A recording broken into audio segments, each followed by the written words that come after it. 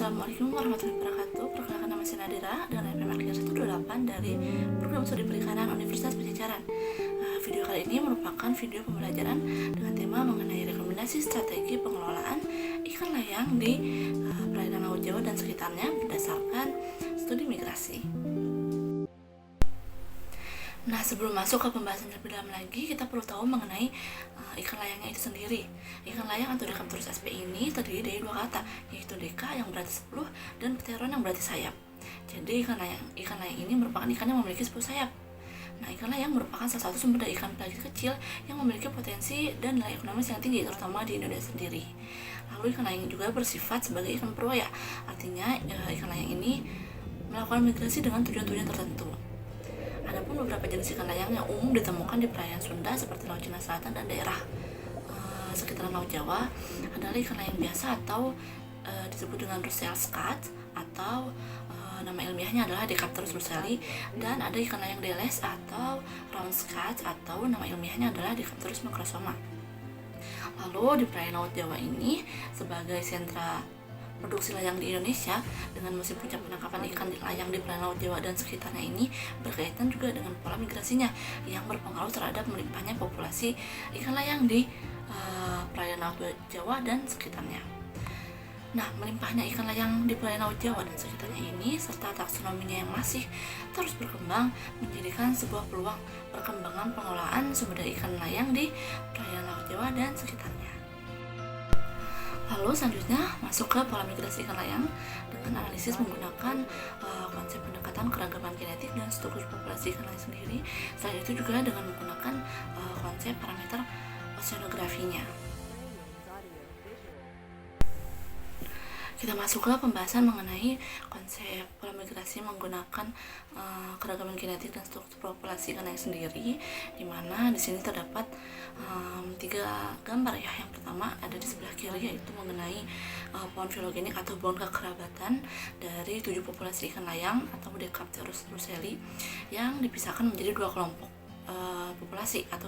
populasi yang berasal dari 2 garis keturunan MT-DMA atau kelompok pertama terdiri dari populasi Kendari, Maumere, dan Rembang, sedangkan kelompok keduanya terdiri dari populasi Balikpapan, bisa dibilang seperti itu.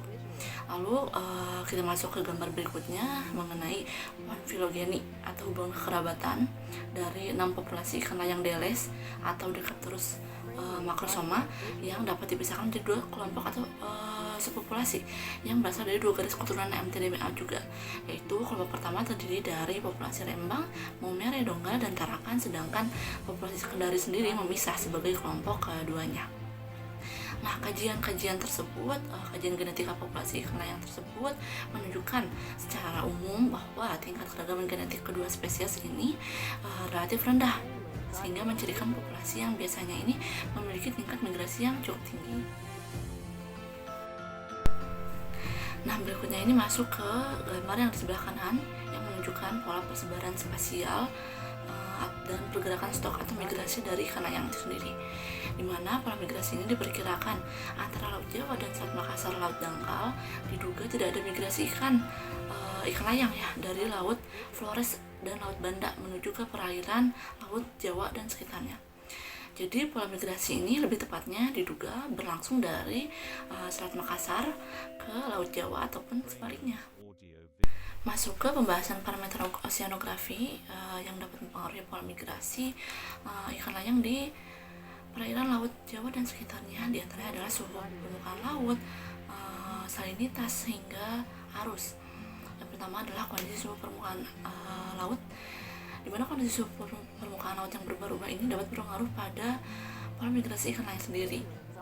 Nah, suhu permukaan laut ini jika terjadi maka akan berdampak pada terjadinya upwelling atau pembalikan massa air.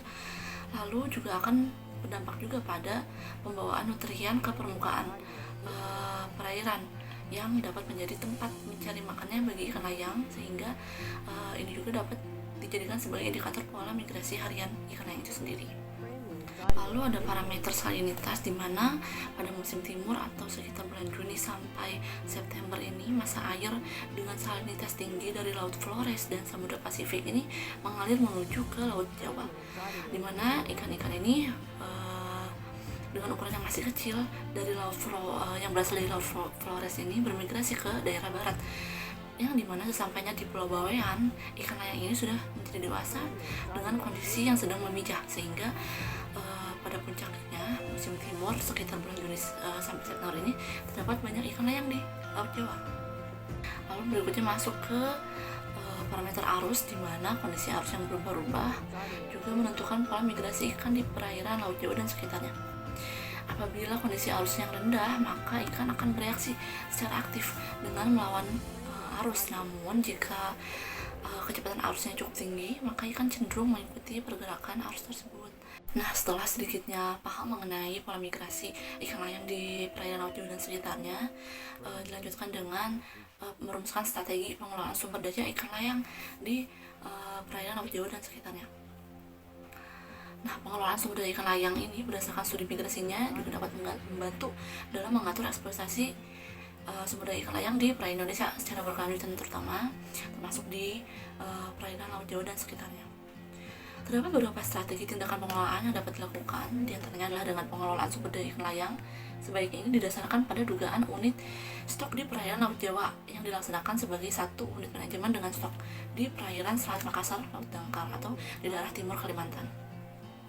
Lalu berikutnya adalah dengan tindakan pengontrolan dan pengawasan dengan ketat mengenai atau terhadap aktivitas penangkapan ikan layang yang selektif dan juga ramah lingkungan, sehingga tidak berpotensi merusak wilayah atau habitat maupun tidak berpotensi mengganggu rantai makanan ekosistem di sekitarnya.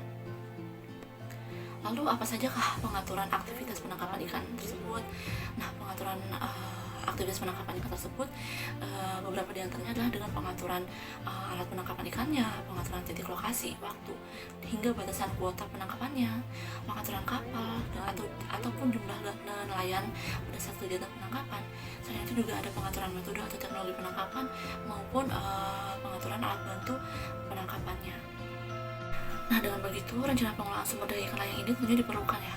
Nah, untuk implementasi aksi pengelolaan yang lebih terarah, lebih baik dalam mencapai tujuan pengelolaannya itu tentunya bagaimana caranya?